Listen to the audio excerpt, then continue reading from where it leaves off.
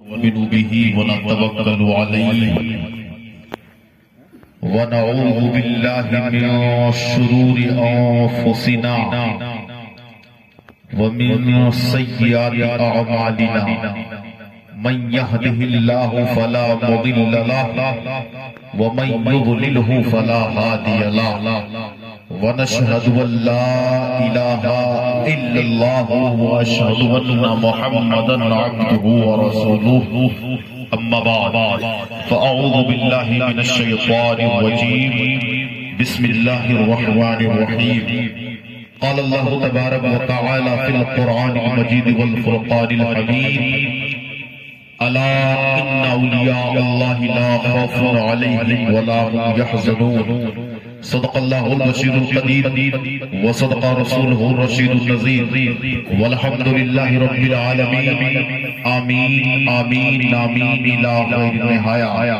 حضرات آئیے کچھ کہنے اور سننے سے قبل اپنے اور ساری کائنات کے مرکز عقیدت حضور رحمت للعالمین شفیع المذنبین خاتم النبیین رسول گرامی وقار محبوب پروردگار دونوں عالم کے مالک و مختار حضور محمد الرسول اللہ صلی اللہ علیہ وسلم کی بارگاہ اقدس پناہ میں باواز بلند شریف کا نذرانہ پیش فرمائے۔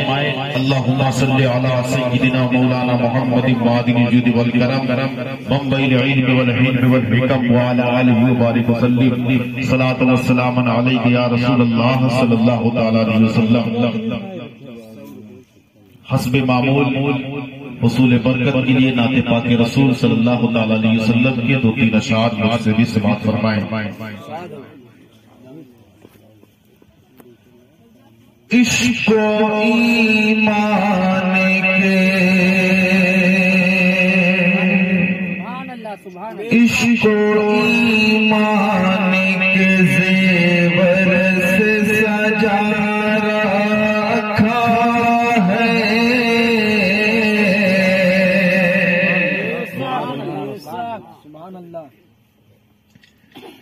عشق و ایمان کے زیور سے سجا رکھا ہے عشق و ایمان کے زیور سے سجا رکھا ہے دل کو سرکار کا دل کو سرکار کا دیوانہ بنا رکھا ہے دل کو سرکار کا دیوانہ بنا رکھا ہے اور سو دواؤں میں فقط ایک دوا کافی ہے سو دواؤں میں فقط ایک دوا کافی ہے سو دواؤں میں فقط ایک دوا کافی ہے یاد محبوب جو یاد محبوب جو سینے سے لگا رکھا ہے یاد محبوب جو سینے سے لگا رکھا ہے اور حضرت حافظ قاری سید علی صاحب عاشق رسول میرے مصطفیٰ کی بارگاہ میں کس طرح سے استغاثہ پیش کرتا ہے اور کس طرح مچل کے عرض کرتا ہے ڈھونڈ پائے نا ڈھونڈ پائے نا جہنم کے فرشتے بھی اسے ڈھونڈ پائے نا جہنم کے فرشتے بھی اسے ارے ڈھونڈ پائے نا جہنم کے فرشتے بھی اسے جس کو سرکار نے کو سرکار نے دامن میں چھپا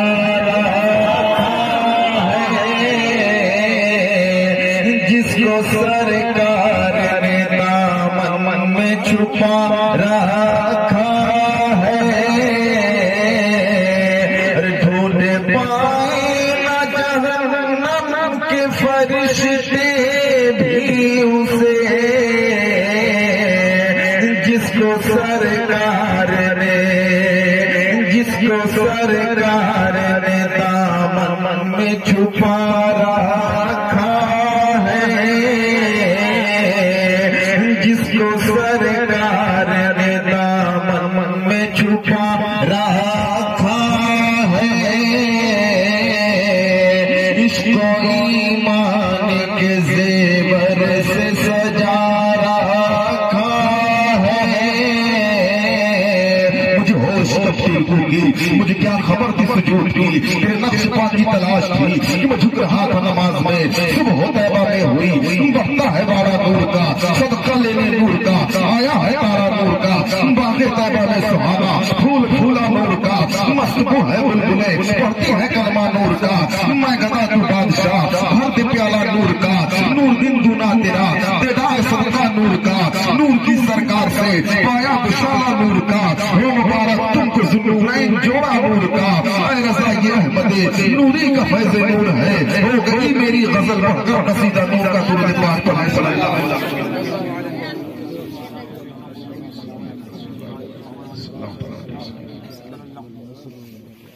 حضرات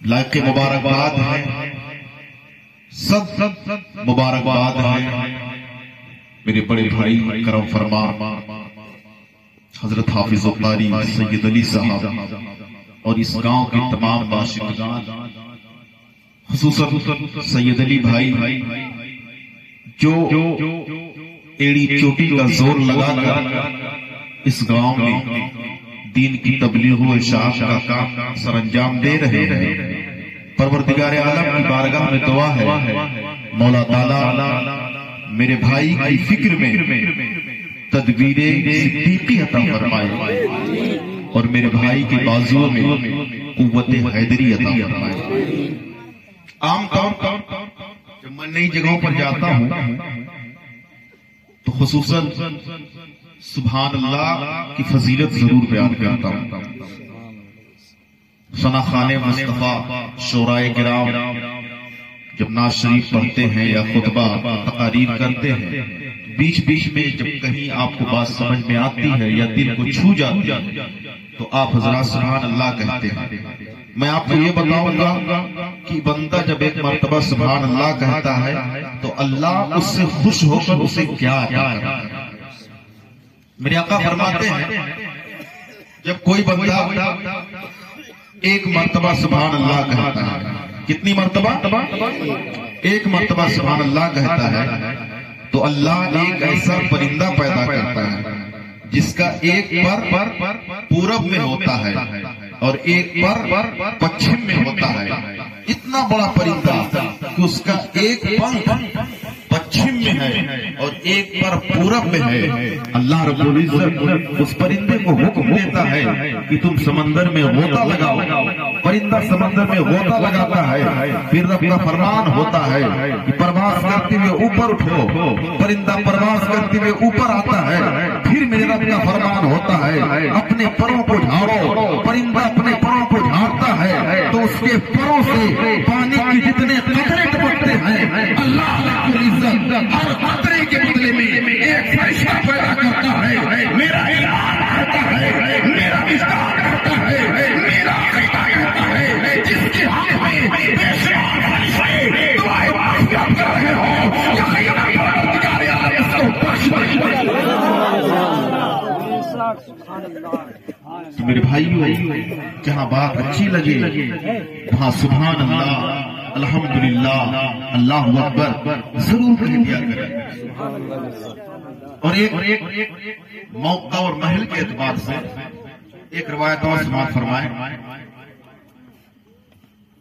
جب ہم سب کے آقا مدینے کے تاجدار گنبد خضرا سے لمبے لمبے ہاتھوں سے بھیگ دینے والے آقا حضور محمد عربی صلی اللہ علیہ وسلم کا مقدس نام تو ہم انگوٹھے کو چوم کر آنکھوں سے لگا لیتے ہیں، ہے نا؟ ہم بریلوی حضرات انگوٹھے کو چوم کر آنکھوں سے لگا لیتے ہیں۔ اس پر میرا رب کیا اجر اور کیا جزا دیتا ہے؟ اللہ حبیب صلی اللہ تعالی علیہ وسلم تشریف فرما ہے، صحابہ کی انجمن لگی ہوئی ہے، حضرت بلال اذان دے رہے تھے۔ حضرت بلال حبشی رضی اللہ تعالی عنہ جب اذان سے فارغ ہو گئے تو میرے مصطفیٰ نے پوچھا، اے میرے جانشین صحابہ، کیا تم میں سے آج کسی نے دیکھا ہے کہ ابو بکر نے کیا کیا ہے؟ سارے صحابہ خاموش ہیں۔ اتنے میں ایک صحابی کھڑے ہوتے ہیں، عرض کرتے ہیں، یا رسول اللہ، میں نے دیکھا آج جب حضرت بلال اذان دے رہے تھے، دوران اذان جب انہوں نے آپ کے مقدس نام کو لیا، جیسے صدیق اکبر رضی اللہ تعالیٰ عنہ آپ کی مبارک نام کو سنتے ہیں، انگوٹھے کو چوم کر آنکھوں سے لگا لیتے ہیں، اتنا سننا تھا کہ میرے نبی کا دریا جوش میں آیا، نبی کی نبی مبارک نے جنبش کیا، نبی ارشاد فرماتے ہیں، حدیث شریف کے الفاظ یہ ہیں، من فعلا مثل ما فعل علیہ بصف القیامت وقعت الى الجنہ۔ میرے مصطفیٰ فرماتے ہیں، جو میرا نام سن کر انگوٹھے کو چوم کر آنکھوں سے لگا لے گا تو کل قیامت کے میدان میں اس کا ہاتھ مار کے جنت میں داخل ہوگا۔ یہ برکت ہے، اس کو کہتے ہیں اصلاحی۔ تھوڑا سا کو کم کر دیجیے۔ اور جو سرکار علیہ الصلوۃ والتسلیم کے نام کو اللہ رب العزت کے نام کے ساتھ جوڑتا ہے اور جو سرکار کے نام کا ادب و احترام کرتا ہے، اللہ اس بندے سے اتنا خوش ہوتا ہے کہ ایک ایسی روایت میں آپ حضرات کے سامنے پیش کروں گا کہ وہ میرے مصطفیٰ کے نام کا ادب و احترام کرنے کی وجہ سے سرکار کے نام کو اللہ کے نام سے جدا نہ کرنے کی وجہ سے انہیں اللہ نے یہ مرتبہ مقام دیا کہ سرکار کے نام کے ساتھ ان کے نام کو بھی جوڑ دیا۔ جب سرکار علیہ الصلوۃ والتسلیم کے اسم مبارک کا ادب و احترام ہوتا ہے تو جو ادب و احترام کرتا ہے اللہ رب العزت اس کے مقام کو بھی بلند کر دیتا ہے اور اس کے نام کو بھی بلند کر دیتا ہے۔ آؤ دیکھو، سرکار علیہ الصلوۃ والتسلیم انگوٹھی پہنے والی سرکار نے بڑے چہتے صحابی نبی کی یاد ہے، میرے مصطفیٰ اس کے 2 سال سے چھوٹے ہیں، حضور علیہ الصلوۃ والتسلیم کے بچپن کے دوست حضرت ابو بکر صدیق رضی اللہ تعالیٰ انہیں میرے سرکار نے بلایا، آپ نے انگوٹھی دی، انگوٹھی کا نگینہ دیا، ارشاد فرماتے ہیں ابو بکر اس انگوٹھی کو لے کر جاؤ نقاش کے یہاں لا الہ الا اللہ لکھوا لاؤ۔ حضرت ابو بکر صدیق رضی اللہ تعالیٰ عنہ جب نقاش کے پاس پہنچے تو آپ نے کہا اس انگوٹھی کے نگینے پر لا الہ الا اللہ محمد الرسول اللہ نقاش لکھ دیا۔ آپ انگوٹھی لائے، میرے مصطفیٰ کی بارگاہ میں پیش کر دی۔ سرکار نے جب دیکھا تو انگوٹھی کے نگینے پر لا الہ الا اللہ محمد الرسول اللہ ابو بکر بن صدیق۔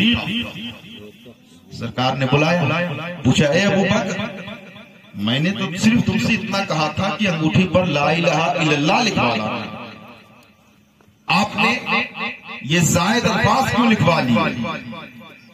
تو حضرت ابو بکر صدیق رضی اللہ عنہ عرض کرتے ہیں، یا رسول اللہ مجھ سے گوارا نہ ہوا کہ اللہ کے نام سے آپ کے نام کو جدا کر دوں، اس لیے میں نے لا الہ الا اللہ کے ساتھ محمد رسول اللہ بھی لکھوا دیا۔ اتنا کہنا تھا، حضرت صدیق اکبر عرض کرتے ہیں میرے آقا رہا میرا نام تو اس کو میں نے نہیں لکھوایا۔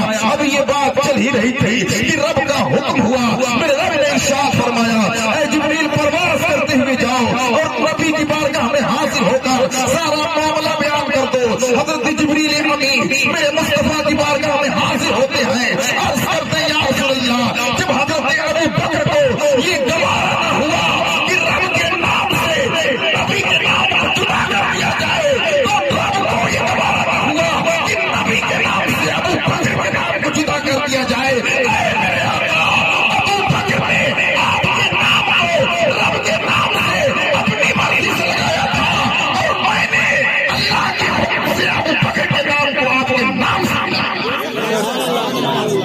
بہت خوب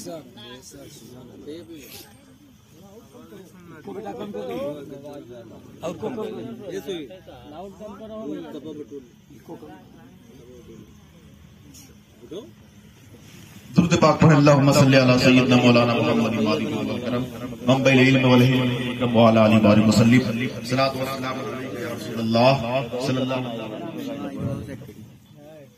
یہ محفل پاک پیر پیرا میر میرا شاہ جیلا محبوب سبحانی قطب ربانی غوث سمدانی شہباز لامکانی حضرت عبد القادر جیلانی رضی اللہ تعالی عنہ کی طرف منسوب کی گئی ہے، اس لیے میں دستگیر اعظم پیران پیر روشن ضمیر رضی اللہ تعالی عنہ کے تعلق سے کچھ بیان کرنے کی سعادت حاصل کر رہا ہوں۔ حضور غوث پاک رضی اللہ تعالی عنہ کی پیدائش 1 رمضان المبارک جمعہ کے دن جی 1 رمضان المبارک جمعہ کے دن ہوئی اور آپ کا انتقال 8 ربیع الاول سنیچر کی رات میں، آپ کا وصال انتقال 8 ربیع الاول سنیچر کی رات کو ہوا۔ تو سوال یہ پیدا ہوتا ہے کہ جو ہم ربیع الاخر کی 11ویں مناتے ہیں، یہ کس لیے 11ویں شریف کیوں منایا جاتا ہے؟ رمضان شریف میں تو سرکار غوث اعظم رضی اللہ تعالیٰ عنہ کی پیدائش ہوئی، ربیع الاول شریف میں آپ کا انتقال ہوا، تو پھر 11ویں کیوں مناتے ہیں؟ اس کی وجہ کیا ہے؟ جب اس مہینے کی شروعات ہوتی تو پیران پیر غوث اعظم رضی اللہ تعالی عنہ 1 تاریخ سے لے کر 10 تاریخ تک لوگوں کو مرید کیا کرتے تھے، سامنے لوگ بیٹھے رہتے، انہیں مرید کرتے، اور جب اس مہینے کی 11ویں تاریخ آتی تو پیران پیر روشن ضمیر حضور غوث اعظم جیلانی رضی اللہ تعالی عنہ کی سخاوت طغیانی موجیں مارنے لگتی اور آپ فرماتے، اے میرے مریدو، اے میرے متعلقین، اے میرے متوسلین، آؤ سب ایک طرح بیٹھ کر دست بستہ بیٹھ کر میرے پاس حاضر ہو جاؤ۔ حضور غوث اعظم کی بارگاہ میں سارے مریدین حاضر ہو جاتے، میرے پیر غوث اعظم رضی اللہ تعالیٰ عنہ 11ویں تاریخ کو سارے مریدین کو حاضر کر کے آپ اپنی نگاہ ولایت ان مریدوں پر ڈالتے۔ 11 تاریخ سے پہلے تو غوث اعظم مرید دیا کرتے تھے، لیکن جب اس مہینے کی 11 تاریخ آتی تو ان مریدوں کو آپ ارادت کے ساتھ ساتھ ولایت کا تاج بھی پہنا دیا کرتے۔ تو اس مہینے کی 11ویں اس لیے منائی جاتی ہے، آج کے دن غوث اعظم اپنے چاہنے والوں کو خدا کی عطا سے خدا تک پہنچا دیا کرتے تھے، خدا کی معرفت کے پہنچا دیا کرتے تھے اور ولایت کا تاج پہنا دیا کرتے تھے۔ حضور غوث اعظم رضی اللہ تعالی عنہ کی پیدائش ہوئی، بسم اللہ خانی کا موقع آیا۔ آپ حضرات کو معلوم ہوگا کہ سرکار پیران پیر کا حال یہ تھا کہ رمضان کے مہینے میں آپ دودھ نہیں پیا کرتے تھے۔ اگر جیلان والوں کو پتہ یہ کرنا ہوتا کہ کل عید ہے کہ نہیں ہے تو وہ ام الخیر حضرت فاطمہ رضی اللہ تعالی عنہا جو سرکار غوث پاک کی ماں ہے، ان کی بارگاہ میں حاضر ہوتے اور پوچھتے کہ عبد القادر نے آج دودھ پیا ہے کہ نہیں۔ یہ مقام ہے، یہ تقویٰ ہے، یہ پرہیزگاری ہے۔ غوث اعظم پیرے پیرا میرے میرا کی، حالانکہ ابھی آپ شریعت کے مکلف نہیں ہیں، لیکن وہ ایک پیغام دے رہے ہیں، اے مسلمانوں، حالت کوئی بھی ہو، اگر ماہ رمضان ملے تو خبردار روزہ ترک مت کرنا۔ یہ میرے پیر نے بچپن کے عالم میں شیر خاری کے زمانے میں روزہ رکھ کر یہ پیغام ہم امت مسلمان تک پہنچایا۔ تو یوں ہی غوث کا دامن نہیں چھوڑیں گے، نعرہ لگانے سے زیادہ ضروری ہے کہ ہم بڑے پیر کی سیرت کو بھی اختیار کریں، ان کی تعلیم پر بھی عمل کریں اور ان کے طور طریقوں کو بھی اپنائیں۔ آپ کی بسم اللہ خانی کے لیے آپ کے والد محترم حضرت ابو صالح موسیٰ جنگی رحمت اللہ علیہ استاد محترم کے پاس لے جاتے ہیں. تشریف لے گئے آپ سامنے بیٹھے, ادھر استاد بیٹھے ہوئے ہیں, دو زانو بیٹھ گئے. آپ کے استاد نے کہا پڑھو بیٹا بسم اللہ الرحمن الرحیم. تو پیران پیر روشن ضمیر غوث اعظم رضی اللہ تعالی عنہ نے بسم اللہ الرحمن الرحیم پڑھا, اور بسم اللہ پڑھنے کے بعد مسلسل 18 پارے سنا ڈالے. استاد تعجب میں پوچھتے ہیں بیٹا میں نے تو صرف تم سے بسم اللہ کا پڑھنے کو کہا تھا, میں نے تو صرف بسم اللہ پڑھایا تھا, تم نے یہ 18 پارے کہاں سے یاد کر لیے؟ تو کیا تاریخی جملہ دیا تھا میرے پیر نے.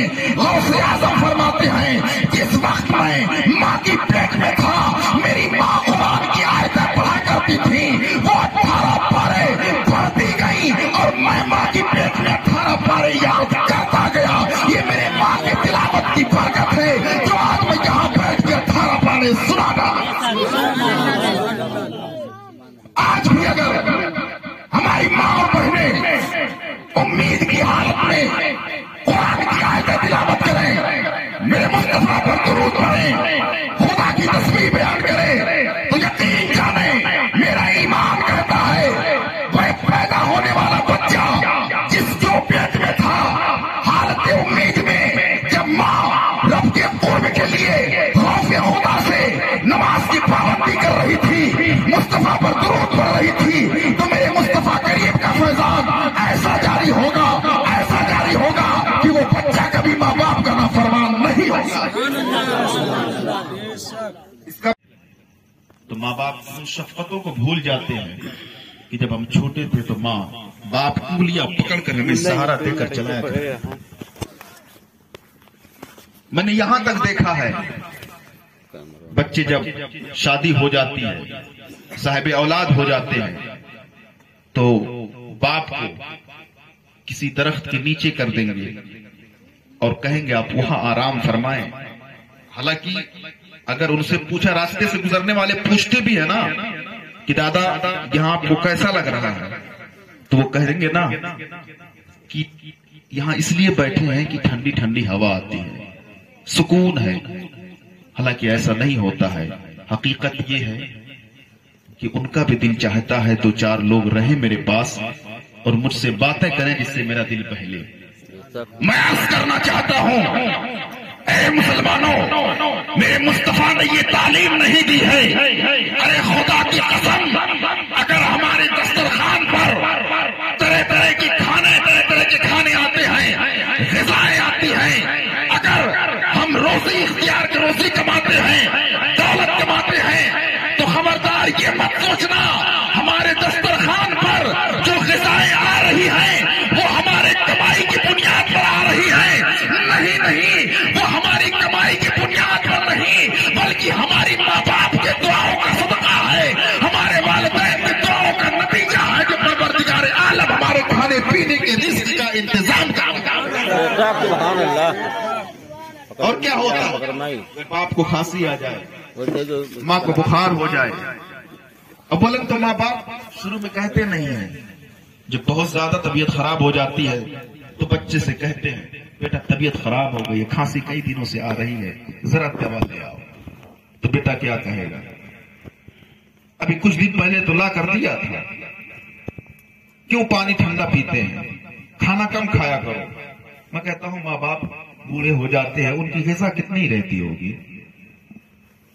بعض گھروں میں یہ بھی حالات ہوتے ہیں, تانا دیا جاتا ہے, بہت کھاتے ہیں بہت کھاتے ہیں. میں کہتا ہوں جن کے لیے تم کہتے ہو کہ بہت کھا رہے ہیں, ارے خدا کی قسم یاد کرو اپنے بچپن کے زمانے کو, جب تمہاری انگلیوں کو پکڑ کر وہ چلایا کرتے تھے, تمہیں تمہاری زبان پر چیزوں کی فرمائش بعد میں آتی تھی, تمہارے ماں باپ وہ چیزیں تمہارے سامنے لا کر پہلے حاصل زبان پر فرمائش بعد میں آئے, ماں باپ لا کر چیزیں پہلے حاصل کر دیں. یہ ماں باپ کا کلیجہ ہوتا ہے, یہ ماں باپ کی محبت ہوتی ہے. اور ہمارا کیا طریقہ ہوتا ہے, ماں بستر پر لیٹی ہوئی ہے, باپ بستر پر لیٹے ہوئے ہیں، طبیعت خراب ہے، رات کا سمے ہے، پکار رہے ہیں بیٹا پانی لے آؤ، بیٹا پیاس لگی ہے، تو کیا کہیں گے؟ کبھی تو جواب نہیں دیتے، وہ سو جاؤ سویرے پی لینا۔ اور کیا محبت ہے ماں باپ کی۔ آپ کے گاؤں کا اگر کوئی بچہ سعودی رہتا ہے یا باہر رہتا ہے، ممبئی رہتا ہے، تو یقین جانے آپ لوگوں میں سے ہر ضرور اس بات کو احساس کیا ہوگا، کوئی نہ کوئی ضرور اس بات کو محسوس کیا ہوگا، اگر بیٹا ہزاروں میل دور ہو، خدا کی قسم بچے کو اگر تکلیف ہوتی ہے تو پتہ نہیں کیسا تعلق اللہ نے پیدا کر رکھا ہے کہ باپ بیٹا پردیس میں ہے، بیٹا سعودی میں ہے، وہاں بچے کو تکلیف ہوئی، ماں کا دل یہاں بے چین ہو جاتا ہے۔ وہاں اگر بیٹے کو پریشانی ہوئی تو ماں یہاں بے قرار ہو جاتی ہے، اس کا کلیجہ یہاں پھٹنے لگتا ہے، باپ یہاں بے چین ہو جاتا ہے۔ میں عرض کرنا چاہتا ہوں اے خوش عقیدہ مسلمانوں، اگر یہ بات ہے تو اصول بدلو، قانون بدلو، نیم بدلو، اور یہ کنفرم کرو، یہ فیصلہ کرو کہ اگر بستر پر ماں باپ بیمار ہیں اور انہیں پانی کی طلب ہے تو ان کی زبان سے آواز بعد میں آئے گی، بستر سے ماں کی فرمائش بعد میں آئے گی، بیٹا پانی لے کر پہلے آئے۔ یہ عقیدہ بناؤ، یہ طریقہ بناؤ، یہ اصول بناؤ۔ حضور صلی اللہ علیہ وسلم کی بارگاہ میں ایک روایت بڑی پیاری یاد آ رہی ہے، وقت ہے، نزاکت ہے، بیان کر دیتا ہوں۔ ایک صاحب حاضر ہوئے، عرض کرتے یا رسول اللہ، میرا بھائی ہے، وہ ہر وقت آپ کے پاس بیٹھا رہتا ہے، کچھ کماتا نہیں ہے، میں جو کمائی کرتا ہوں وہ خرچ کر دیتا ہے۔ یا رسول اللہ، آپ اس سے کہیں کہ وہ بھی کچھ کمائی کر لیا کرے۔ تو میرے آقا فرماتے ہیں تم کیسی بات کر رہے ہو؟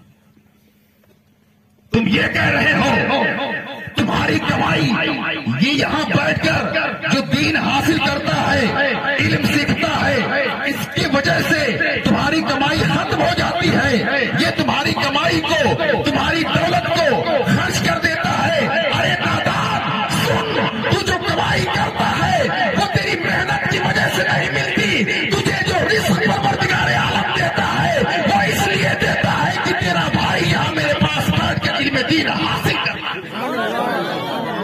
جو تجھے رزق عطا کیا جا رہا ہے وہ تیری محنت کی بنیاد پر نہیں بلکہ تیرے بھائی کے علم دین سیکھنے کی بنیاد پر کیا جا رہا ہے۔ تو علم دین حاصل کرنے کی فضیلت بھی یہاں پتہ چلتی ہے۔ کوشش کیجئے کہ اس گاؤں میں بھی آپ مدرسہ تعمیر کریں، تعاون کریں، جیسی ضرورت ہو اپنے حسب و ذات۔ دیکھیں کوشش کرنا بندے کا کام ہے اور اس کو منزل تک پہنچانا رب کا کام ہے۔ ہم کوشش کریں، اللہ غیب سے مدد کرے گا۔ پیران پیر غوث اعظم رضی اللہ تعالی عنہ کی کرامت بیان کر کے میں اپنی جگہ حاصل کر لیتا ہوں۔ اس سے پہلے درود پاک پڑھیں، اللہم صلی علی سیدنا محمد منبع العلم والحلم والحکم وعلی آلہ وصحبہ وسلم، صلاۃ والسلام علیک یا رسول اللہ صلی اللہ تعالی علیہ وسلم۔ حضور غوث اعظم رضی اللہ تعالی عنہ بغداد کی سرزمین ہے، تشریف فرما ہے۔ آپ تشریف لے جا رہے تھے، بازار سے گزر ہوا، کیا دیکھتے ہیں بڑی بھیڑ بھاڑ ہے، بڑا ازدحام ہے، بہت سے لوگ اکٹھا ہیں۔ آپ قریب گئے تو ایک ڈاکو تھا، مجرم تھا، اس کو قاضی شہر نے پھانسی کی سزا دی تھی، اس کو سزا دی جا رہی تھی۔ تو پھانسی پر اس کو جب چڑھایا جا رہا تھا تو پھانسی پر لٹکنے سے پہلے، سولی پر چڑھنے سے پہلے اس نے ایک مرتبہ مجمع میں اپنی نظر دوڑائی۔ مجمع میں جب نظر دوڑائی تو نظر اس کی چلتے چلتے گھومتے گھومتے ایک نورانی چہرے پر پڑی، اور وہ نورانی چہرہ ہم سب کے پیر غوث اعظم رضی اللہ عنہ کا تھا۔ سرکار کی نظر اس پر پڑی اور اس مجرم کی نظر میرے غوث پر پڑی، اس کو سولی چڑھا دی گئی، پھانسی دے دیا گیا، انتقال ہوا، روح قبض اسری سے پرواز کر گئی، اس کی لاش کو ورثہ کے حوالے کر دیا گیا، کفن ہوا، دفن ہوا، تجہیز و تکفین ہوئی۔ پھر جب رات ہوئی تو قاضی صاحب نے خواب میں دیکھا کہ وہی مجرم جس کو پھانسی دی گئی تھی وہ جنت میں جا رہا ہے۔ قاضی صاحب پلٹ کر پوچھ پڑے، ارے تمہیں تو پھانسی کی سزا دی گئی تھی، وہ بھی شریعت کے قانون کے اعتبار سے، اور تمہیں یہ مقام کیسے ملا کہ تمہارے دائیں بائیں فرشتوں کا جھرمٹ ہے اور تمہیں اتنی شان و شوکت سے جنت میں لے جایا جا رہا ہے؟ وہ پلٹ کر جواب دیتا ہے، قاضی صاحب بے شک میں اس بات کا مستحق تھا کہ مجھ پر خدا کا عذاب ہو، لیکن مرنے سے پہلے میں نے اپنی آخری نظر جو ڈالی تھی وہ رب کے محبوب بندے غوث اعظم پر پڑی۔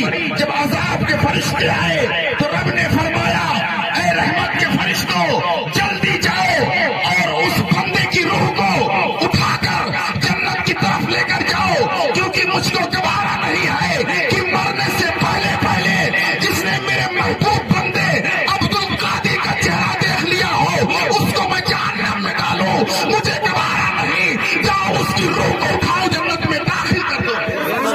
نعرہ تکبیر، نعرہ تکبیر، نعرہ رسالت، نعرہ رسالت، غوث الورا، علماء اہل سنت، نعرہ تکبیر، نعرہ رسالت۔ میں پوچھنا چاہتا ہوں، جب چہرے غوث اعظم کا یہ حال ہے تو چہرے مصطفیٰ کا حال کیا ہوگا؟ اگر پیرانے پیر کے چہرے پر نظر پڑ جائے تو وہ جنتی ہو جائے، اور میرے مصطفیٰ کے چہرے پر اگر نظر پڑے تو جنتی کیوں نہ ہو؟ ارے جب ان کے گدا بھر دیتے ہیں شہاد زمانہ کی جھولی، محتاج کا جب یہ عالم ہے تو محتاج کا عالم کیا ہے؟ ایک مسئلہ بتا دوں، لوگ کہتے ہیں کہ سرکار کے ماں باپ والدین جہنمی ہیں، ہے کچھ فرقہ۔ میں کہتا ہوں یار یہ ساری باتیں تم لوگ لاتے کہاں سے ہو؟ حضور صلی اللہ تعالی علیہ وسلم ایک یہودی عورت تھی اور وہ میری سرکار کی سخت دشمن تھی، اتنی بڑی دشمن تھی کہ راستے میں کوڑا کرکٹ تکلیف دینے والی چیزیں رکھ دیا کرتی تھی۔ ایک روز میرے مصطفیٰ کریم اپنی پیٹھ لگا کر اس کی دیوار پر ٹیک لگائے کھڑے ہو گئے، ٹیک لگا کر کھڑے ہوئے، ادھر سے حضرت جبریل حاضر ہو گئے، عرض کرتے ہیں یا رسول اللہ اندر جائیں، اس یہودیہ کو کلمہ پڑھائیں، مسلمان بنا دیں۔ میرے آقا فرماتے ہیں ارے وہ تو میری دشمن ہے، میری جان کی بھوکی ہے، ہر وقت مجھے ایذا دینے کے لیے تدبیر بناتی رہتی ہے۔ تو حضرت جبریل عرض کرتے ہیں یا رسول اللہ، اے میرے آقا، رب تبارک و تعالیٰ آپ کی برکت سے اس کے دل کی دنیا کو بدل چکا ہے۔ اے میرے مصطفیٰ، آپ کی پیٹھ، آپ کا جسم اطہر اس کے گھر کے دیوار سے لگ گیا ہے، اس لیے پروردگار عالم کو یہ گوارا نہیں کہ محبوب کا جسم جس کے گھر سے لگ جائے اس کا کوئی مرد جہنم میں جائے، یہ رب کو گوارا نہیں۔ میرے آقا آپ جائیں کلمہ پڑھانا آپ کا کام ہے، بخشنا رب کا کام۔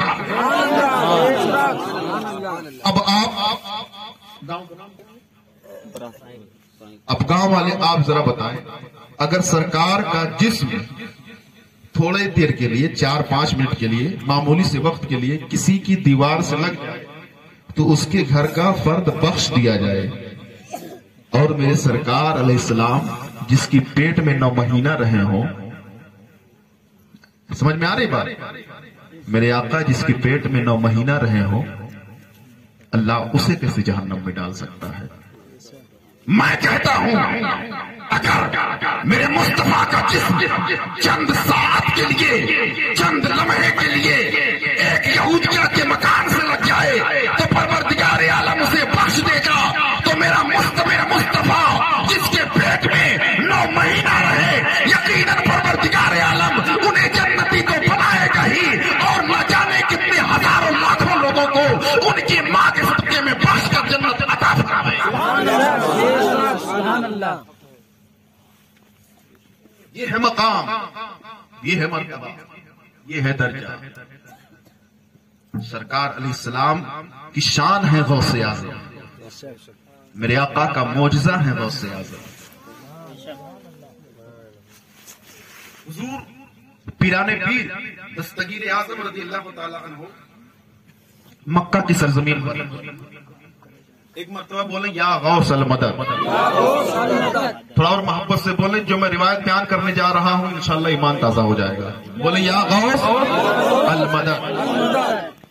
اب دیکھیں آقا غوث اعظم مکہ کی سرزمین پر ہیں، محو عبادت ہیں، رب کی عبادت کر رہے ہیں. رب کی رحمت جوش میں آئی، میرے رب نے فرمایا عبد القادر مانگو کیا چاہتے ہو. تو حضور غوث اعظم عرض کرتے مولا میں جو چاہتا ہوں تو خوب جانتا ہے. پھر اللہ رب العزت نے فرمایا پیارے ذرا مانگ تو صحیح کیا چاہتا ہے. پھر میرے پیر نے کہا مولا تو دلوں کے راز کو جانتا ہے، علیم بذات الصدور ہے، تو خوب جانتا میں کیا چاہتا ہوں. پھر میرے رب نے پوچھا عبد القادر ذرا لب تو ہلا، ذرا مانگ تو صحیح کیا چاہتے ہو. میرے غوث نے عرض کیا مولا میں جو چاہتا ہوں، میری جو تمنا ہے، میری جو آرزو ہے، میرا جو ارادہ ہے تو خوب جانتا ہے. ادھر غوث اعظم عرض کرتے جا رہے تھے، ادھر میرا رب لاڈ میں غوث اعظم کی فریاد کو سنتا جا رہا تھا. رب نے فرمایا اے عبد القادر جا، میں نے تجھے یہ مقام دیا، جو تیرا نام لے گا اس وقت تک نہیں مرے گا جب تک کہ اسے توبہ کی توفیق نہ ہو جائے. اور جو توبہ کرتا کر کے مرتا ہے میرا رب قرآن میں فرماتا ہے وَيُدْخِلَكُمْ جَنَّاتٍ تَجْرِي مِن تَحْتِهَا الْأَنْهَارُ. جو توبہ کر کے مرے گا میرا رب انہیں ایسی جنت میں داخل کرے گا، ایسی جنت میں داخل کرے گا جس کے نیچے نہریں ہی نہریں جاری ساری. اعلیٰ حضرت عظیم البرکت کے کلام سے اپنی بات ختم کرتا ہوں. میرے امام عرض کرتے ہیں، میرے امام ہر مقام پر پیران پیر کو یاد کرتے ہیں. مولانا وجود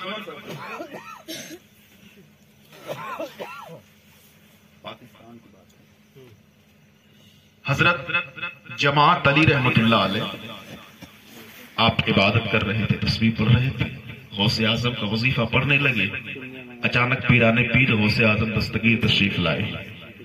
تو غوث اعظم فرماتے ہیں اے جماعت علی، ہندوستان کی سرزمین پر احمد رضا ہے، اس کو جانتے ہو؟ تو حضرت جماعت علی کہتے ہیں آقا میں اچھی طرح سے تو واقف نہیں ہوں. تو میرے پیر نے فرمایا اے جماعت علی احمد رضا سے محبت کر، کیونکہ احمد رضا میرا ہے. میں کہنا چاہتا ہوں جسے میرے غوث کہتے میرا ہے، اس کے مقام اور شان کا عالم کیا ہو. اسی لیے تو پیران پیر نے کہا واہ کیا مرتبہ اے غوث ہے بالا تیرا، اونچے اونچوں کے سروں سے قدم نالا تیرا، اور سر بھلا کیا کوئی جانے کہ ہے کیسا تیرا. اولیاء ملتے ہیں آنکھیں وہ ہے تلوا تیرا، اور کیا دبے جس پہ حمایت کا ہو پنجا تیرا. شیر کو خطرے میں لاتا نہیں کتا تیرا، اور مزرعے چشتو بخارا بہرا کو اجمیر کون سی کشت پہ برسا نہیں جھالا. اللہ آؤ ذرا دیکھو بغداد کی سرزمین ہے، میرے پیر غوث اعظم رضی اللہ تعالیٰ عنہ وجد کی حالت میں ہے. آپ نے فرما دیا قدمی حاضی علی رقبت کل ولی اللہ، میرا یہ قدم سارے ولیوں کی گردن پر ہے. تو جو جہاں جس حالت میں ہے اسی حالت میں گردن کو جھکا دیا. اور جب بات آئی ہندوستان کے راجا مہاراجا خواجہ عطائے رسول ہند الولی، تو انہوں نے عرض کیا اے میرے آقا آپ کا قدم صرف میری گردن پر نہیں بلائی کی براسی. میرے آقا آپ کے قدم کے لیے تو میری آنکھ بھی حاضر ہے، میرا سر. تو میرے غوث نے खुश होकर फरमाया था, اے معین الدین تو نے گردن جھکانے میں سبقت کی ہے، جا میں تجھے ہندوستان کی باغ و ڈور عطا کر۔ یہ وجہ ہے کہ آج کرسی پر کوئی بھی بیٹھے، راجا تو میرا خواجہ، میرے رب نے مقام عطا کیا، اپنے ہوں غیر ہوں سب حضور خواجہ معین الدین چشتی اجمیری سنجری رحمت اللہ علیہ سے استفادہ کرتے ہیں۔ پیران پیر غوث اعظم دستگیر رضی اللہ تعالی عنہ کی بارگاہ میں ایک سیدہ حاضر ہوئی، عرض کرتی ہیں آقا میری بہت سی بیٹیاں ہیں، دعا کر دیں اللہ رب العزت بیٹا عطا کرے۔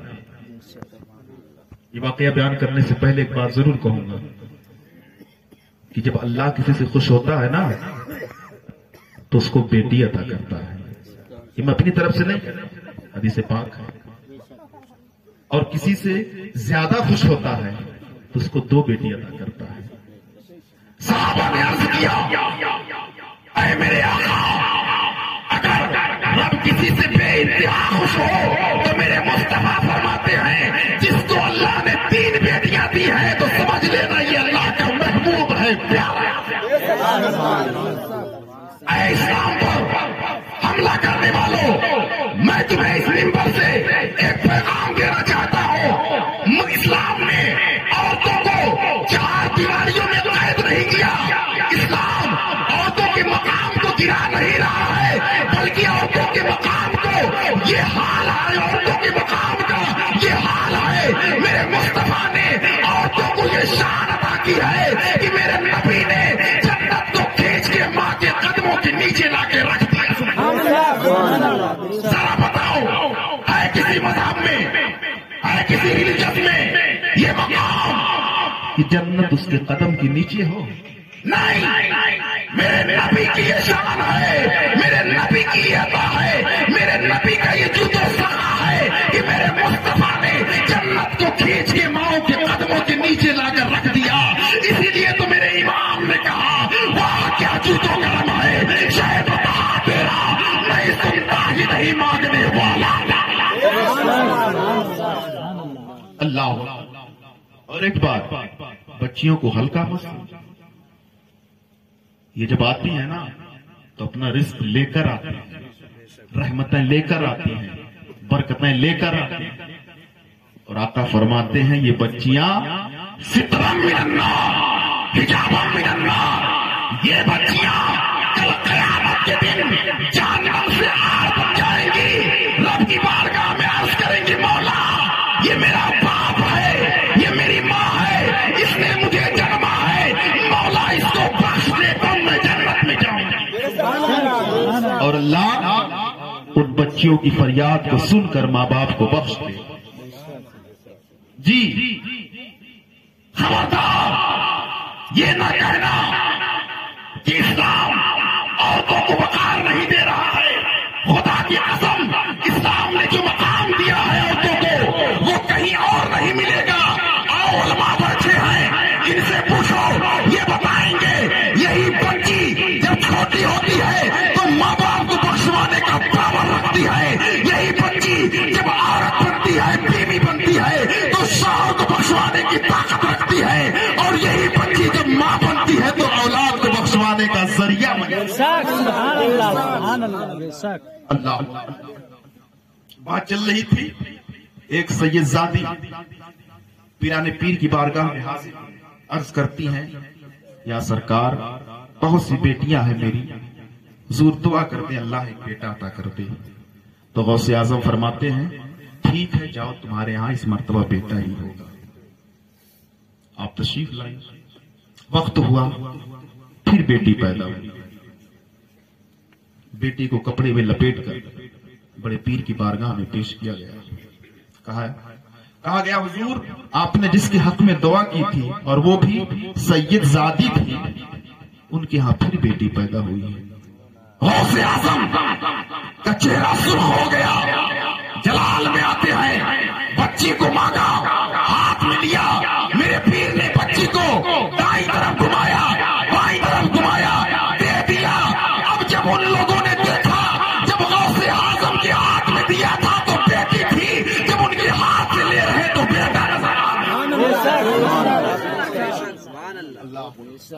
इसी तरह करामात अगर बयान की जाए पीराने पीर गौसे आजम दस्तगीर रज़ी अल्लाह तआला अन्हु की, बहुत वक्त लगेगा। बहरहाल ये मोहब्बत है गौसे आजम रज़ी अल्लाह तआला अन्हु की। यकीन जाने जिसको भी गौसे आजम से मोहब्बत है ना, मेरे गौस कभी उसको रुसवा नहीं होने देंगे। यारो बस एक मर्तबा मुश्किल के वक्त में गौसे आजम को पुकार कर तो देखो, अगर तुम्हारी मदद को ना आए तो कहना गौसे आजम फरमाते हैं, अरे अगर मेरा मुरीद वहां हो, मेरा चाहने वाला वहां हो जहां सूरज निकल रहा है और मैं वहां हूं जहां सूरज डूब रहा है, वो परेशानी में हो मुझको पुकारे तो मैं उसकी मदद को पहुंच जाऊंगा। आओ देखो।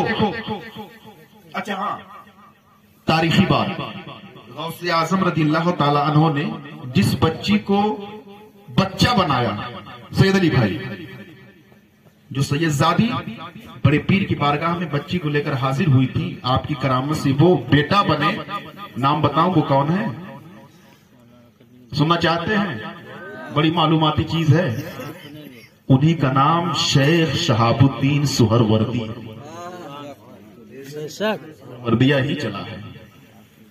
अल्लाह मैं ये अर्ज कर रहा था, ये खातून गौसे आजम की बारगाह में हाजिर हुई, अर्ज करती है, सरकार मुझे कोई औलाद नहीं है, मेरे घर का कोई चश्मो चराग नहीं है, मेरा कोई वारिस नहीं है, हुजूर दुआ कर दें, इस लाचार पर करम फरमाएं, करम करें, दुआ करें और अल्लाह की बारगाह में इस्तिदा कर दे, परवरदिगार आलम मुझे भी दौलत, बच्चे की दौलत से, औलाद की दौलत से नवाज दे।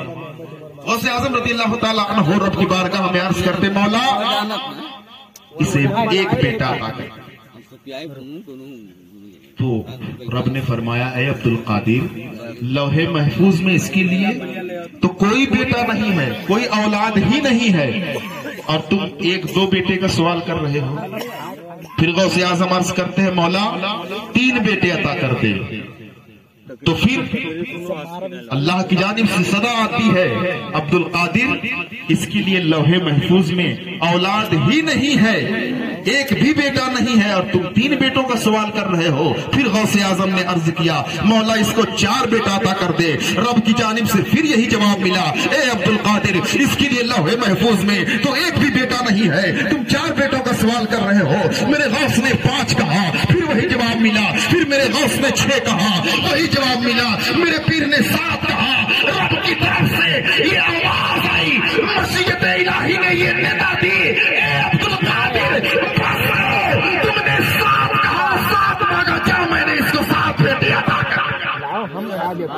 ये मेरे गौस का पावर है, ये मेरे गौस की ताकत है कि लौहे महफूज में जिसके लिए औलाद ही ना हो, अगर गौसे आजम दुआ करते तो मौला उसे 7 बेटों से नवाजते।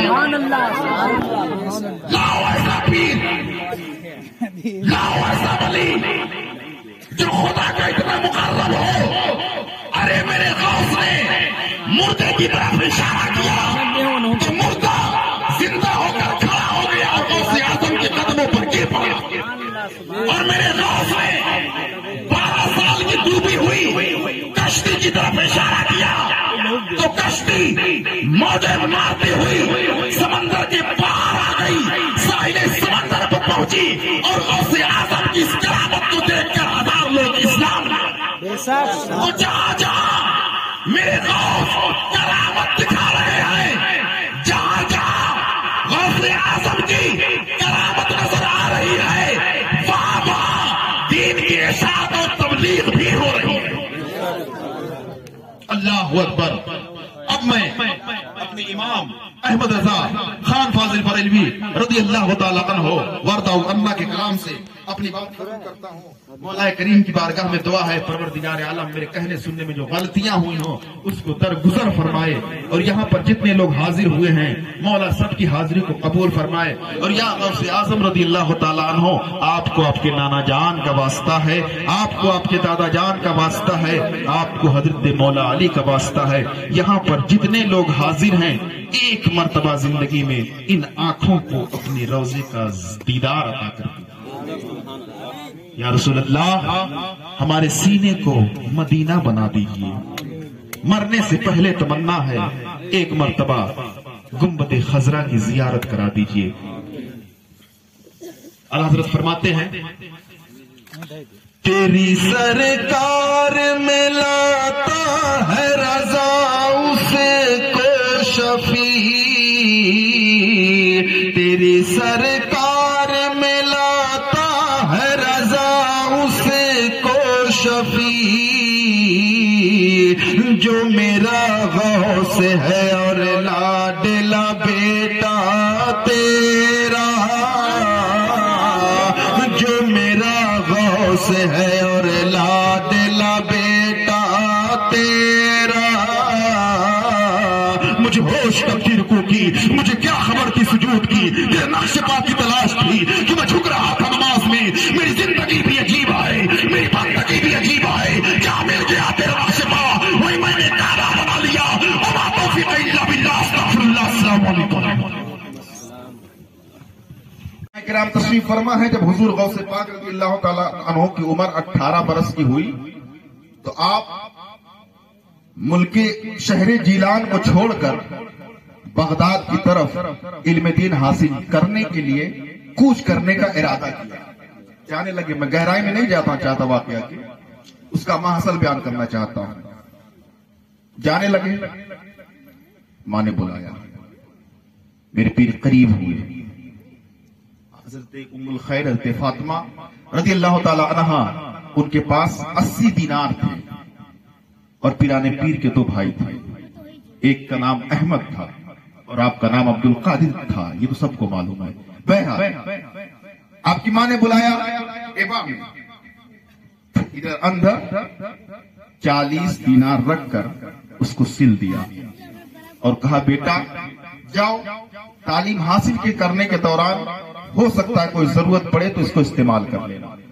اب غوث پاک رضی اللہ تعالی عنہ چلنے لگے تو آخری بار بلا کر آپ کی ماں نے غوث پاک کو سینے سے لگایا، آپ کی پیشانی کا بوسہ لیا، محبت سے بالوں میں کنگھی کی، سر کو سہلایا اور بھیگی پلکوں کی چھاؤں میں رخصت کر دیا اور وعدہ کیا بیٹا یہ مجھ سے وعدہ کرو کہ کبھی جھوٹ نہیں بولو گے، جھوٹ گناہ کبیرہ میں سے ہے، بہت بڑی لعنت ہے جھوٹ پر، لعنت اللہ علی الکاذبین، جھوٹوں پر اللہ کی لعنت ہوتی ہے۔ میں کہتا ہوں اگر مومن کامل صداقت کو اختیار کر لے تو سماج سے ساری برائیاں ختم ہو جائیں گی۔ ایک سچ کو چھپانے کے لیے جب انسان جھوٹ بولتا ہے تو نہ جانے کتنے جھوٹ بولتا چلا جاتا ہے اور جھوٹ سے ایسی بدبو پیدا ہوتی ہے منہ سے کہ رحمت کے فرشتے ہزاروں میل دور ہو جاتے ہیں۔ اگر فلاح چاہتے ہو، کامیابی چاہتے ہو، میرے مصطفیٰ کا قرب چاہتے ہو، غوث اعظم کا دیدار چاہتے ہو، مخدوم اشرف کی زیارت چاہتے ہو، رب کا قرب چاہتے ہو تو صداقت کو اختیار کرو، جھوٹ کو چھوڑو۔ یہ وعدہ لیا حضرت پیرانے پیر کی ماں نے۔ اب میرے پیر چلے، جب جنگل بیابان آیا تو کچھ رہزنوں نے، ڈاکوؤں نے گھیر لیا قافلے کو، گھیر کر ڈاکہ زنی کی، لوٹ مار کی، سب کا مال چھین لیا۔ بڑے پیر صاحب کے پاس 2-3 لوگ آئے، پوچھے بیٹا تمہارے پاس کچھ ہے؟ تو سرکار غوث اعظم نے فرمایا ہاں میرے پاس 40 دینار ہیں۔ کہاں؟ میرے ابا کے نیچے۔ انہوں نے سوچا یہ بچہ ہے، کیا اس کے پاس مال ہوگا، اگر ہوتا بھی تو بتاتا کیوں، یہ سوچ کر سب واپس جانے لگے۔ پھر جب سب کا مال لوٹ لیا گیا تو سردار نے پوچھا کوئی بچا تو نہیں ہے؟ تو جو 2-3 لوگ آئے تھے ان لوگوں نے کہا کہ ہاں ایک بچہ ہے، عجیب معاملہ اس کے ساتھ ہوا۔ جب ہم اس کے پاس گئے، اس سے پوچھے تمہارے پاس کچھ ہے؟ تو اس نے کہا ہمارے پاس 40 دینار ہیں، وہ میں رکھا ہوں۔ عجیب معاملہ ہے۔ اب ڈاکوؤں کا سردار پہنچا، کہا بیٹا تمہارے پاس کچھ ہے؟ تو پیرانے پیر نے کہا ہاں میرے پاس 40 دینار ہے۔ ڈاکوؤں کے سردار نے کہا دکھاؤ۔ اب جب غوث پاک نے ابا کھولی، دھاگا ہٹایا، 40 دینار نیچے گرے۔ ڈاکوؤں کے سردار نے کہا اے بیٹا لوگ اپنے مال کو تو ڈاکوؤں سے چھپاتے ہیں، تم نے بتایا کیوں؟ تو میرے پیر نے جواب دیا تھا تم نے جانا نہیں، تم نے سمجھا نہیں، جب میں رخصت ہو رہا تھا تو میری ماں نے وعدہ کیا تھا بیٹا کبھی جھوٹ مت بولنا، ارے عبدالقادر اپنی جان قربان کر سکتا ہے لیکن اپنی ماں سے کیا ہوا وعدہ نہیں توڑ سکتا۔ یہ فیضان کیسے؟ جب دستگیر اعظم ماں کی پیٹ میں تھے تو وہ قرآن کی آیتیں تلاوت کرتی تھی، تو یہ فیضان، یہ برکت ملی۔ میرے پیر نے کہا جان چلی جائے تو کوئی غم نہیں، سر کٹ جائے تو کٹنے دو، لیکن ماں کی نافرمانی نہیں کروں گا، ماں سے کیا ہوا وعدہ نہیں دوں گا۔ پیرانے پیر عالم طفولیت میں ہے، بچپن کا زمانہ ہے، اور آپ کا کھیل کیا ہوا کرتا تھا معلوم ہے؟ آپ بہت کم کھیلا کرتے تھے۔ ہوتا یوں تھا بچے جب کھیلتے تو آپ دروازے کے کنارے کھڑے ہو کر آپ تھوڑا بہت دیکھ لیتے تھے، اس کے بعد پھر جا کر مصروف ہو جاتے، جو بھی آپ کو کام رہتا ماں کے پاس چلے جاتے۔ کھیتی باڑی بھی کچھ کی پیرانے پیر نے، لیکن جب 4 سال کی عمر شریف تھی، کتنی برس کی؟ 4 سال کی عمر شریف تھی، تو حضور غوث اعظم بچوں کے ساتھ کھیل رہے تھے، اور ان کا کھیل کیا تھا؟ میرے پیر فرماتے لا الہ الا اللہ، تو بچے بولتے محمد الرسول اللہ۔ غوث اعظم فرماتے لا الہ، بچے بولتے الا اللہ۔ اسی طرح چل رہا ہے سلسلہ، اچانک ایک بزرگ ظاہر ہوئے، وہ گزر رہے تھے، انہوں نے سلام کیا السلام علیکم ورحمۃ اللہ، بچوں نے جواب دیا وعلیکم السلام، اور غوث پاک نے 2 مرتبہ جواب دیا وعلیکم السلام وعلیکم السلام۔ تو بزرگ نے پوچھا بیٹا میں نے تو صرف 1 مرتبہ سلام کیا تھا، آپ نے 2 مرتبہ کیوں جواب دیا؟ تو حضور غوث اعظم فرماتے ہیں رہنے دیجیے۔ بزرگ نے بار بار اصرار کیا تو میرے پیر غوث اعظم دستگیر رضی اللہ تعالی عنہ بزرگ کا ہاتھ پکڑ کر پہاڑ کی چوٹی پر لے جاتے ہیں اور کہتے ہیں وہ بستی دیکھیے۔ بزرگ نے بستی کی طرف نگاہ ڈالی، آپ فرماتے ہیں غوث اعظم رضی اللہ عنہ بستی میں وہ مکان نظر آ رہا ہے؟ انہوں نے کہا ہاں۔ میرے پیر نے فرمایا آج سے 4 سال پہلے تم اس بستی میں آئے تھے کہ نہیں؟ اس نے کہا ہاں میں آیا تھا۔ میرے پیر کہتے ہیں تم نے سلام کیا تھا؟ اس نے کہا ہاں۔ غوث اعظم فرماتے ہیں جس مکان میں تم نے سلام کیا تھا اس مکان میں کوئی مرد نہیں تھا، صرف میری ماں تھی، اس لیے تمہیں جواب نہیں ملا تھا۔ آج سے 4 سال پہلے جب تم آئے تھے تم نے سلام کیا تھا، تمہیں جواب نہیں ملا، اس وقت میں ماں کے پیٹ میں تھا، میں تمہارا انتظار کرتا تھا، تمہاری آواز کو پہچان گیا تھا۔ آج جب تم آئے تمہاری آواز میرے کانوں میں ٹکرائی تو میں نے تمہارے آج کے سلام کا بھی قرض اتار دیا اور 4 سال پہلے کے سلام کا بھی قرض اتار دیا۔ کہاں کہاں دیکھتے کہنے والے کہتے ہیں کہ یہ کیسے ہو سکتا ہے کہ بڑے پیر دستگیر رضی اللہ تعالی عنہ قبر میں زندہ ہوں یا 18 پارے ماں کی گود سے یاد کر کے آ جائیں۔ میں کہتا ہوں اگر تمہارے مولوی کی بات آئے تو یہاں تک معاذ اللہ کہہ دیتے ہو کہ اگر اور کسی نبی کے آنے کی امید ہوتی، کوئی اور نبی آ سکتا تو ہمارا یہ مولانا ہوتا، ہمارا یہ پیر صاحب ہوتے۔ انہوں نے یہاں تک کہہ دیا ہے کہ بعض اوقات میں امتی عمل میں نبی سے بڑھ جاتا ہے۔ معاذ اللہ یہ کیسے ہو سکتا ہے؟ نبی نبی ہوتے ہیں، امتی کبھی نبی کے مرتبے کو نہیں پا سکتا۔ نبی معصوم ہوتے ہیں، بے شمار بے پناہ درجات و مراتب اللہ رب العزت نے انبیاء و رسول کو عطا کیا۔ بہرحال بات چل رہی ہے پیرانے پیر دستگیر اعظم رضی اللہ تعالی عنہ کی۔ آپ شہر جیلان چھوڑ کر بغداد تشریف لائے، مدرسہ نظامیہ میں داخلہ لیا، 8 سال وہاں تعلیم حاصل کرتے رہے، اور تعلیم کے دوران بسا اوقات بھوک کا غلبہ اتنا ہوتا تھا، آج جیسے مطبخوں میں انتظام ہوتا ہے کھانے پینے کا، پہلے کے دور میں مدارس میں مکاتب میں کھانے پینے کا انتظام نہیں ہوا کرتا تھا، مطبخ نہیں چلا کرتے تھے، بچے اپنے خرچے پر اپنے ناشتے کھانے پینے کا خود اہتمام کیا کرتے تھے۔ ایک مرتبہ میرے پیر کو بھوک کی اتنی شدت ہوئی، آپ سوچتے ہیں کہ لاؤ دریا کے کنارے جاؤں، اگر کوئی حلال چیز گری پڑی مل جائے تو اس کو اٹھا کر کھا لوں۔ جب غوث اعظم وہاں پہنچے نا تو دیکھے مجھ سے پہلے 70 فقیر وہاں پہنچ کر حاضر ہیں اور وہ تلاش کر رہے ہیں کچھ کھانے پینے کی چیزیں مل جائے۔ پیرانے پیر غوث اعظم درخت کے کنارے جاتے ہیں، آپ نے پتا چھوڑا، ابال کر کھایا۔ میرے پیر حضور غوث اعظم اتنا پتے استعمال کیے تھے کھانے میں، اتنا پتوں کا استعمال کیا کہ تاریخ گواہ ہے کہ غوث اعظم رضی اللہ تعالیٰ عنہ کی چادر پر پتیوں کی نشانی پائی جا رہی تھی، ہریالی موجود دکھائی دے رہی تھی۔ اس قدر تکلیف اٹھا کر پیرانے پیر تعلیم حاصل کیے، تب جا کر آپ مفتی اعظم عراق۔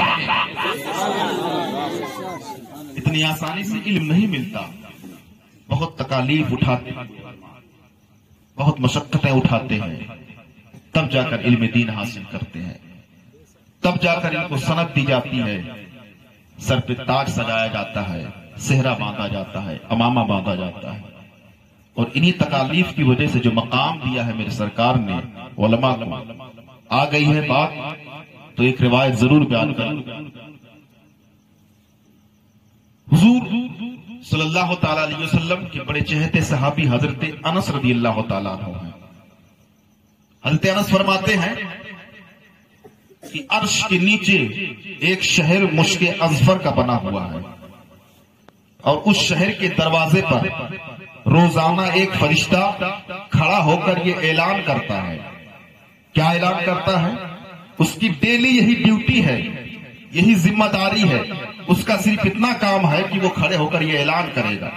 وہ کہتا ہے اے لوگوں سنو، جس نے عالم کی زیارت کی اس نے مصطفیٰ کی زیارت کی، اور جس نے مصطفیٰ کی زیارت کی اس نے خدا کی زیارت کی۔